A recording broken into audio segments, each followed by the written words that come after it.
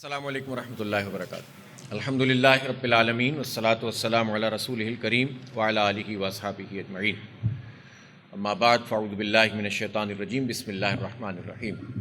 والذین جاہدوا فینا لنہدینہم سبلنا، صدق اللہ العلی العظیم۔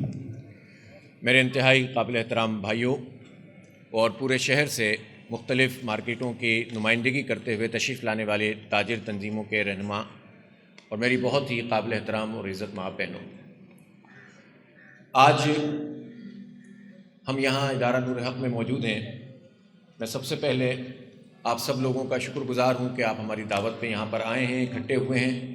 آپ سب لوگوں کا مختلف جگہوں سے تعلق ہے اور ہمیں نہیں معلوم کہ آپ کا سیاسی تعلق کس تنظیم سے ہے، نقطہ نظر کیا ہے، سوچ کیا ہے، لیکن ایک کامن کاز پر، ایک مشترکہ مسئلے کے اوپر آپ سب لوگ یہاں جماعت اسلامی کے دفتر تشریف لائے ہیں، تو میں آپ سب لوگوں کا شکریہ بھی ادا کرتا ہوں، خیر مقدم بھی کرتا ہوں۔ اور آپ نے چونکہ ایک جد و جہد کو شروع کر دیا ہے، آپ نے صرف باتیں نہیں کی ہیں، مختلف دفتروں کے چکر نہیں لگائے ہیں، آپ نے صرف حکومت سے مذاکرات نہیں کیے ہیں، صرف اپنی جو ہے وہ کوئی ٹی وی کے اوپر صرف تقریر نہیں کی ہے، بلکہ آپ نے صحیح معنوں میں جد و جہد کا حق ادا کرنے کی کوشش کی ہے۔ آپ میدان میں نکلے ہیں اور آپ میں سے ایک بڑی تعداد تھی جو ہم نے مظاہرہ تاجروں کا رکھا تھا تو اس میں آپ لوگ شریک ہوئے تھے۔ تو ظاہر جد و جہد کا کوئی بدل نہیں ہوتا ہے اور کوئی چھوٹا بڑا نہیں ہوتا ہے، بڑا وہی ہوتا ہے جو بڑے اہداف کے ساتھ بڑا کام کرتا ہے، جو حق اور سچ کے ساتھ کھڑا ہوتا ہے۔ تو یہ منصب اللہ تعالیٰ اس کو دیتا ہے کہ جو سچ اور اخلاص کے ساتھ جد و جہد کے راستے پر نکلتے ہیں۔ تو میں آپ لوگوں کا خیر مقدم کرتا ہوں۔ آج سے کوئی تقریباً ہفتہ پہلے کی بات ہے، جب یہ اختر بھائی بھی آئے تھے، پھر بعد میں سعید بھائی بھی آئے، تو سب سے پہلے انہوں نے رابطہ کیا ہم سے، اختر بھائی نے، کہ ہم ایک میٹنگ کرنا چاہتے ہیں۔ تو اور اس کے بعد جب انہوں نے بتایا کہ یہ صورتحال ہے، اب کچھ کرنا چاہیے، تو ہم نے کہا بھی دیکھیں ہم تو تیار ہیں، ہم ظاہر جماعت اسلامی ہمیشہ، چاہے مسئلہ کہ الیکٹرک کا ہو، چاہے نادرا کے مسائل ہوں جس میں لوگوں کو پریشانی کا سامنا کرنا پڑا، چاہے کراچی کا کوئی ایشو ہو، بیریا ٹاؤن کا اتنا بڑا مسئلہ آیا، ہم نے کوئی آواز نہیں تھی، ہم نے اٹھ کر کھڑے ہوئے اور کسی نتیجے تک پہنچانے کی کوشش کی ہے چیز کو۔ ہم اس مسئلے کو بھی چاہتے ہیں کہ حل ہو، اور ہم یہ چاہتے ہیں کہ جو اس وقت 45-46 دن کا لاک ڈاؤن ہے، لاک ڈاؤن جب کیا گیا تھا تو اس وقت حکومت نے کہا کہ اس وقت ضرورت ہے اور ہم یہ کریں گے، یہ کریں گے، یہ کریں گے، راشن دیں گے، پیسے دیں گے، فلاں کریں گے، ہر چیز ہم کر دیں گے، اور لوگوں کو چاہیے گھر میں رہیں، لوگ گھر کے اندر موجود رہیں، ہم اپنا کام کریں گے، اور ہم تعاون چاہتے ہیں سیاسی جماعتوں سے اور جو این جی اوز ہیں ان سے۔ تو سب نے بیک آواز ہو کر کہا کہ آپ کریں، یہ اس وقت وبا ہے، اس وبا سے ہم سب مل کر لڑیں گے۔ تو اس صورتحال میں ہم نے حکومت کا ساتھ دیا تھا، لیکن اس کے بعد کی صورتحال جو ہوئی ہے 45-46 دن میں، وہ یہ صورتحال ہوئی ہے کہ حکومت نے اپنے حصے کا کام نہیں کیا، اور اس سے بے روزگاری بڑھی، اس سے جو ہے وہ کاروبار خراب ہوا۔ اور یہ بالکل صحیح بات ہے کہ وہ لوگ جو اس رمضان المبارک میں لوگوں کو دیا کرتے تھے، زکوٰۃ دیتے تھے، صدقات دیتے تھے، آج ان کی پوزیشن نہیں ہے کہ کوئی اگر ان سے مانگے تو وہ دیں گے کیا، خود ان کو اپنے گھر کا چولہا جلانا مشکل ہو رہا ہے۔ یہ محاورہ نہیں ہوتا، یہ جس پہ گزرتی ہے اس کو معلوم ہے۔ ہم سے بہت سارے دوست کہتے ہیں، حکومت کے لوگ کہتے ہیں، کچھ اور بھی حضرات کہتے ہیں کہ جن کو اندازہ نہیں ہے کہ گراؤنڈ کے اوپر کیا سچویشن ہے، تو کہتے ہیں یار آپ کیسی باتیں کر رہے ہیں، دکانیں کھول دیں، سوشل ڈسٹینسنگ نہیں ہوگی، دکان کھل جائے گی تو کورونا پھیل جائے گا، اور کورونا پھیل جائے گا تو جب جان ہی نہیں ہوگی تو پھر ہم کیسے جئیں گے۔ یہ بہت اہم سوال ہے کہ جب جان نہیں ہوگی تو پھر ہم باقی کام کیسے کریں گے۔ لیکن اب تو پوری دنیا کے اندر یہ 1.5-2-3 مہینے کے اندر ایک پورا ٹریک ریکارڈ بن گیا ہے نا، سائنٹیفک بنیادوں کے اوپر ساری تحقیق سامنے آ گئی ہے، اور وہ ممالک جہاں سب سے زیادہ کیجویلٹیز ہوئی ہیں انہوں نے بھی یہ فیصلہ کر لیا ہے کہ اب ہمیں کورونا کے ساتھ ہی جینے اور کورونا کے ساتھ ہی اپنی معیشت کو کھولنے کا فیصلہ کرنا ہوگا، اور انہوں نے فیصلہ کرنا شروع کر دیا ہے۔ تو جب وہ لوگ کر سکتے ہیں تو ہم کیوں نہیں کر سکتے ہیں؟ جبکہ اللہ تعالیٰ نے ہم پر یہ کرم کیا ہے کہ دیکھیں، موت تو ایک فرد کی بھی موت ہے اور بہت قیمتی جان ہوتی ہے جو چلی جاتی ہے، لیکن جتنی بڑی یہ وبا ہے اور دنیا پہ اس کا جو اثر ہوا ہے، یہ اللہ کی رحمت ہے کہ ہمارے اوپر اس طرح سے اثر نہیں ہوا ہے۔ جو جانیں چلی گئیں اللہ تعالیٰ انہیں قبول کرے، لیکن جس بڑے پیمانے پر، چونکہ لاک ڈاؤن صرف اعلانات کی حد تک اور کاروبار بند کرنے کی حد تک اور اسکول بند کرنے کی حد تک تو ہے، لیکن یہ لاک ڈاؤن حکومت اپنی عملداری بہت ساری جگہوں پہ کرانے میں ناکام ہو گئی ہے، خود اپنے اداروں میں ناکام ہو گئی ہے، خود اپنی جو ہے وہ احساس پروگرام کے تحت پیسے دیتے ہیں اس میں ناکام ہو گئی، خود ان کے اپنے جو ہے وہ جو پریس کانفرنسز وغیرہ ہوتی رہیں اس میں وہ ناکام ہو گئی۔ آج دیکھیں الحمدللہ ہم نے یہاں پر اہتمام کیا ہے تو ایک بڑے حد تک ہم نے سوشل ڈسٹینسنگ کا خیال رکھا ہے. ہم احتجاج بھی اس طرح سے کر رہے ہیں کہ ہم یہ کوئی خدا نہ خواستہ یہ بڑی بات نہیں کرنا چاہتے کہ کورونا کچھ نہیں ہے, ہم جو ہے وہ کوئی اس کا جو ہے وہ مسئلہ نہیں ہے اور ہم جو ہے نا وہ بس میدان میں نکل کر آ گئے. ہم اللہ کی پناہ مانگتے ہیں, بڑی بات کرنے سے اللہ کی پناہ مانگتے ہیں. یہ وبا ہے, اللہ محفوظ کرے ہمیں, اور ہم سے جو احتیاط ہو سکے ہمیں کرنی چاہیے. لیکن ہم یہ بھی سمجھتے ہیں کہ صرف اس کا خوف دلا کر, ہمارے ذہنوں میں اس کا خوف بٹھا کر, اور چند وہ لوگ کہ جو فیصلہ ساز لوگ ہیں وہ اس خوف کا شکار ہو جائیں اور پھر تمام لوگوں کی معیشت کو ختم کر دیں, تو پھر اس کے جو اثرات ہوں گے وہ بہت مہلک ہیں, اور وہ اثرات سامنے آنا شروع ہو گئے ہیں اور لوگ پریشان ہو چکے ہیں اور گھروں کا نظام چلانا لوگوں کے لیے مشکل ہو گیا ہے. ہمارے سامنے تو یہ تاجر حضرات ہیں اور دکانوں سے وابستہ لوگ ہیں. ان سے وابستہ کتنے ایسے لوگ ہیں کہ جو دکان میں ان کے ساتھ کام کرنے والے ہیں.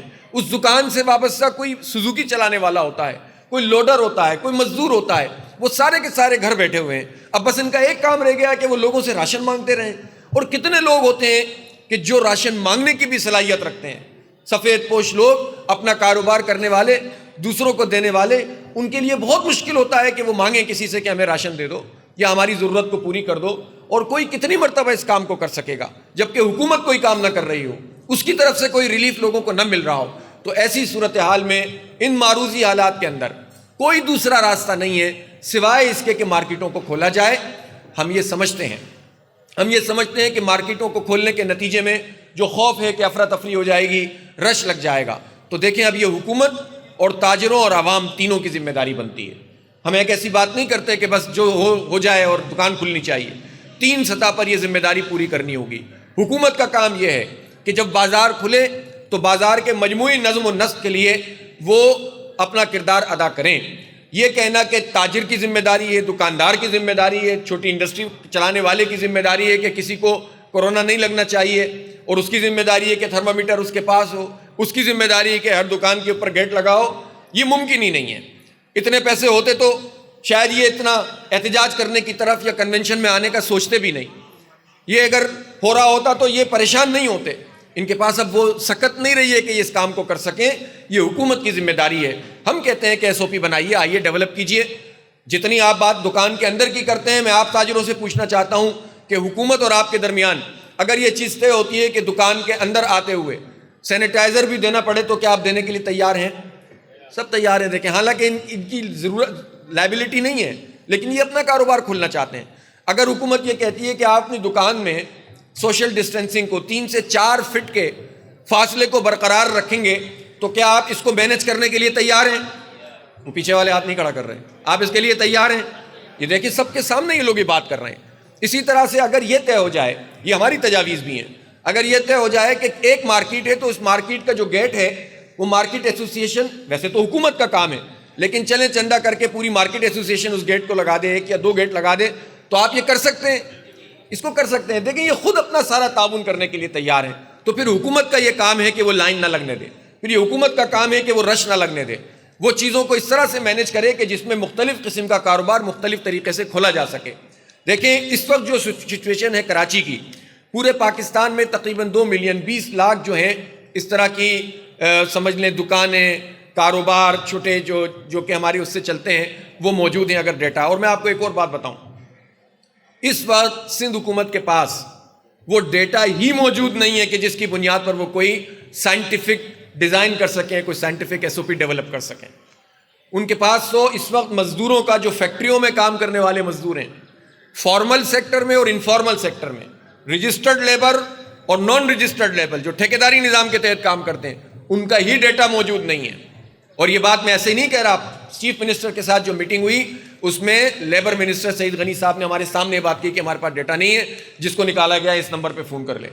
یہ کتنی عجیب سی بات ہے کہ 12 سال سے آپ اس وقت لگاتار اور 50 سال سے سندھ کے اوپر آپ حکومت کر رہے ہیں. آپ عوام کی بات کرتے ہیں, مزدوروں کی بات کرتے ہیں, عوام رٹتے رہتے ہیں آپ, اور آپ کو عوام کا پتہ ہی نہیں ہے کہ ان کا ڈیٹا کیا ہے. پھر دکانوں کے بارے میں ان کو نہیں پتا. میں آپ کو بتاتا ہوں, یہ ہم نے بہت محنت کر کے چیزیں اکٹھی کی ہیں. اس وقت جو کریانہ اور جنرل اسٹور, یہ 45,000 کی تعداد میں اس وقت شہر کراچی کے اندر چھوٹی بڑی دکانیں موجود ہیں. اسی طرح کپڑے اور جوتے اور جویلری کی دکانیں اگر آپ ملا لیں تو یہ 21,000 کی تعداد میں موجود ہیں.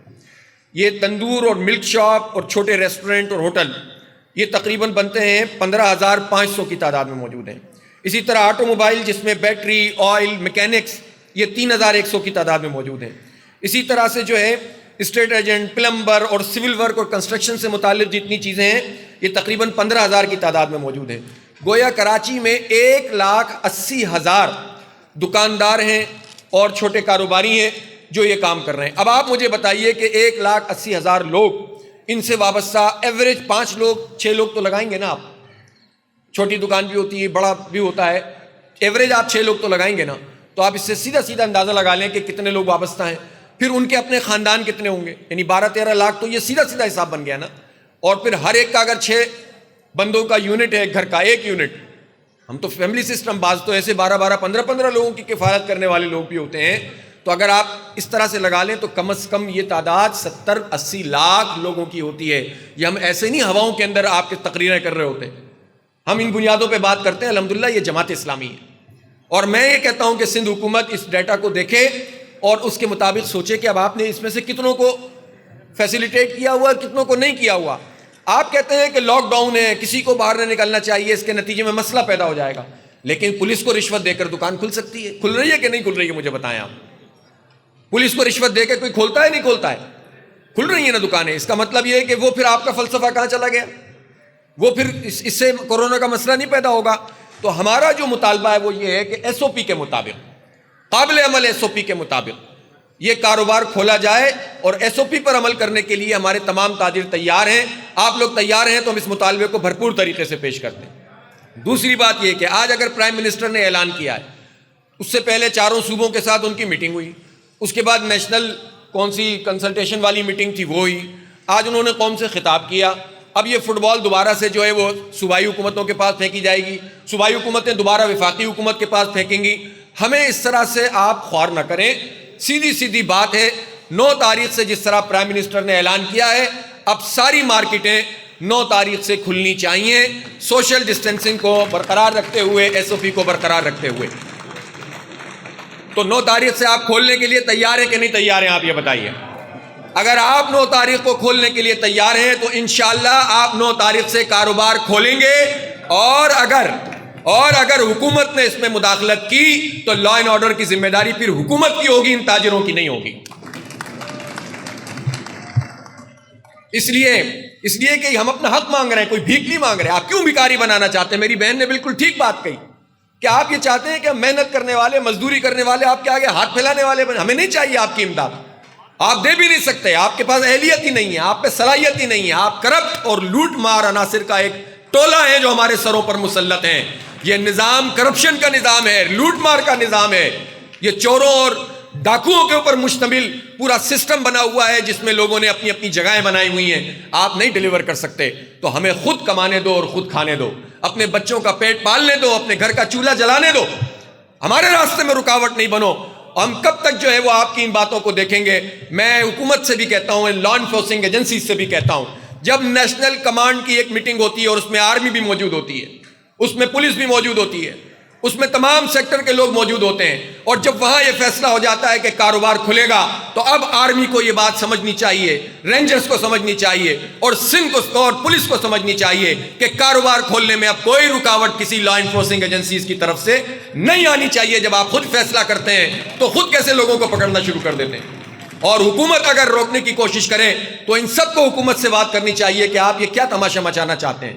میں آخر میں ایک مرتبہ پھر یہ بات کہتا ہوں کہ احتیاطی تقاضے، یہ اس لیے نہیں کہ حکومت کہہ رہی ہے، اس لیے کہ یہ ہماری ضرورت ہے، یہ میری ضرورت ہے، آپ کی ضرورت ہے، ہمارے بچوں کی ضرورت ہے. یہ وبا ہے، یہ بیماری ہے، اس کے بہت سے اسباب ہیں، اس میں اللہ کی بڑی نشانیاں ہیں. یہ اللہ تعالیٰ کا لشکر ہے. یہ دنیا میں فساد پھیلانے والی طاقتوں کو اللہ تعالیٰ کی طرف سے عذاب اور تنبیہ ہے. یہ ان لوگوں کو جنہوں نے زمین پر فساد پیدا کیا ہے، کروڑوں انسانوں کو قتل کیا ہے، ان کے لیے اللہ کا اشارہ ہے کہ آنکھ سے نظر نہ آنے والے اور عام خوردبین سے نظر نہ آنے والے وائرس نے آج دنیا کی تمام طاقتوں کو ایک سطح پر لا کر کھڑا کر دیا ہے. فاعتبروا یا اولی الابصار. اللہ رب العالمین کی یہ طاقت ہے. ہمارے لیے یہ آزمائش ہے، ہمارے لیے ایک اس کے اندر مشکل اور پریشانی ہے. اس آزمائش میں جو جد و جہد کا راستہ اختیار کرے گا، اس آزمائش میں جو فلاح کا راستہ اختیار کرے گا، لوگوں کی خدمت کا راستہ اختیار کرے گا، جو اپنی معیشت کو ٹھیک کرنے کے لیے اپنی ہر ممکن کوشش کرے گا اور جو احتیاط کے دامن کو نہیں چھوڑے گا وہی کامیاب ہوگا. اور اگر کوئی یہ کام نہیں کرے گا تو ظاہر سی بات ہے کہ پھر اس کے نتیجے میں اس کا جتنا وبال ہے وہ ہم سب کے اوپر آئے گا. اللہ تعالیٰ سب کو محفوظ رکھے, اللہ تعالیٰ ہمارے بچوں کو محفوظ رکھے, اللہ تعالیٰ جو ہم سے رخصت ہو گئے ان کی مغفرت فرمائے, ان کو شہادت کا درجہ عطا فرمائے, اور اللہ رب العالمین ہمیں توفیق دے کہ ہم جو وعدے کرتے ہیں اس کے مطابق ان تمام چیزوں پہ عمل بھی کریں اور اپنی معیشت کا پہیہ چلائیں. پیر سے انشاءاللہ کاروبار کھلے گا. اگر کوئی گڑبڑ کرے گا تو ذمہ داری حکومت کی ہوگی, لا انفورسنگ ایجنسیز کی ہوگی, ان لا انفورسنگ ایجنسیز کی جنہوں نے مل کر اس بات کا فیصلہ کیا ہے کہ پیر سے کاروبار کھلے گا. بہت شکریہ جناب.